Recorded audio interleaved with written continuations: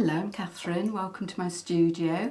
I'm going to be starting a new series called Capturing Winter, where I hope that I'll be able to show you that you can still create art from your garden and from nature during the winter months.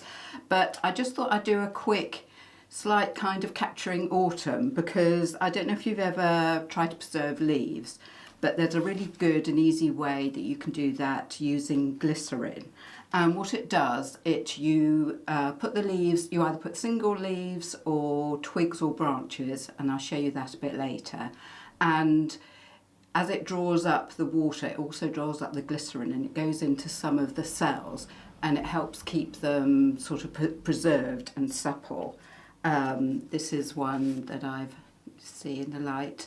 It just gives it, glycerin is used quite a lot in face creams. So when you put something on, it gives that lovely sort of glowy kind of supple feeling. It does the same thing to leaves, and so it makes them, you can work with them then. And I found that printing on them works. And then I had this kind of idea, I wonder if I could stitch into them. So I'm just doing some sampling at the moment, but I don't know if that shows.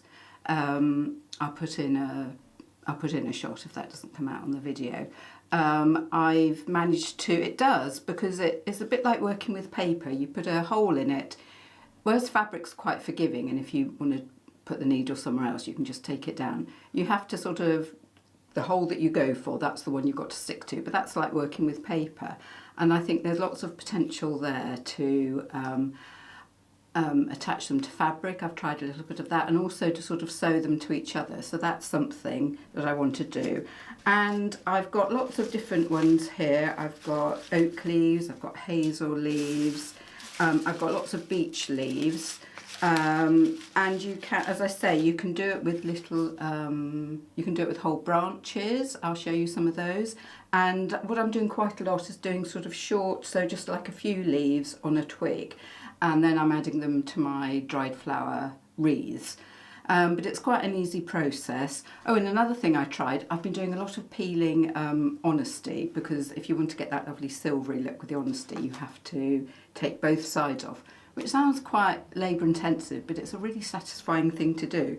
Anyway, I've been keeping all the bits that have come off, which are quite brittle normally, and I put these in the glycerin as well, and again they've come out sort of, you know, they've got this lovely translucency. I don't know if that shows. And again, I think I'd be able to stitch with those. I had this idea of making some sort of hanging thing. I thought before I start the series proper, I'd show you how I do it. Hello, I've come out to the summer house just because it's a nice sunny day today, and I thought it'd be nice to do this outside. There probably won't be many days I can do this. So these are some of the branches that I've already done. These are beech leaves, and I did this one earlier in the season before they were really turning, and these are more recent ones. And sometimes you find it keeps the colour, so these green oak leaves are still quite green. That one's already gone rusty, so it's preserved that. But with these ones, I think they went a little bit darker. I think I left these ones in a little bit too long, and I'll explain about that. So all you need some glycerin, and this is described as vegetable glycerin. I think it's mostly used for culinary purposes, but you can get this online really easily, and it's not that expensive. I tend to buy it in bigger bulk now, but you can buy it in smaller quantities. And you need water and a measure. And what you just need a ratio of 1 part glycerin to 2 parts water.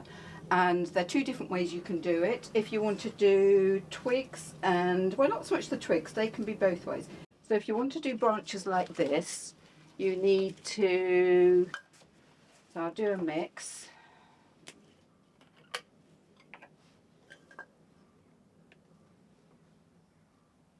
And it's quite sort of gloopy stuff. So that's one, that's about half a cup, I think. I have cups for when I'm doing American recipes, but they're quite useful for other things. And then cold water, just tap water's fine, and then 2 parts of this. And it only has to be roughly.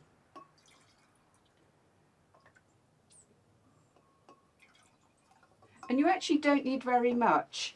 And I find that I can use it for more than one lot of soaking, because it only needs a little bit to actually go up. So I just need to find something to stir it with. I thought I was prepared. So you just need to stir it up a bit. As I said, it's a bit gloopy.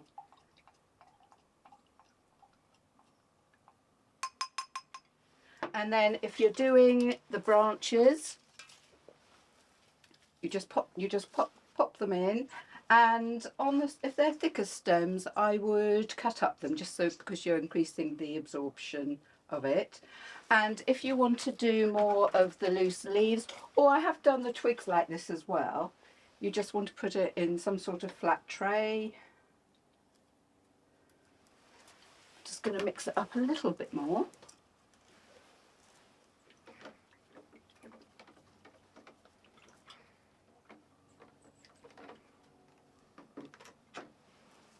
And then, simple as anything, you just pop your leaves in it. And if you use, I sometimes use a big sort of cat litter tray, then I can get the twiggy ones in as well. And if you read up about it, it always says you have to submerge them completely and, you know, put a weight on them. Well, I haven't always done that, and they seem to be okay. So I think as long as most of them are under the liquid, they seem to absorb enough. And what I find is, if you leave it too long, I found for the leaves, 3 or 4 days is absolutely fine. And with the branches, I leave them for about a week. These I left, I think, about 2 weeks. And what actually happens, if there's too much glycerin being absorbed up into the leaves, you get a sort of, almost sort of fuzziness that comes out.